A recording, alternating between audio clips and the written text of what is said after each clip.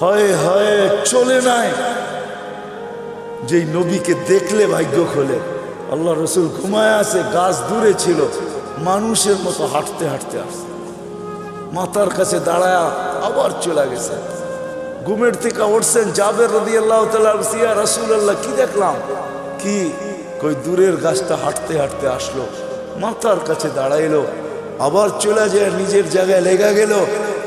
তো আল্লাহ রসুল বলতেছে ও আমাকে দূর থেকে দেখতেছিল, ওর মন পড়তেছিল না। ও আল্লাহর কাছে দোয়া করছে, আল্লাহ একটু কাছে যেয়ে দেখতে দেন না। যাকে দেখলে ভাগ্য খুলে, আবু তালেবের ভাগ্য খুলে নাই। অথচ আমি আবু তালেবের জন্মের স্থান চিনি, জন্মের জায়গা চিনি, ঘর চিনি, যেখানে মারা গেছে ওটাও চিনি। ওটা এখন মাতাফের ভিতরে চলে আসছে।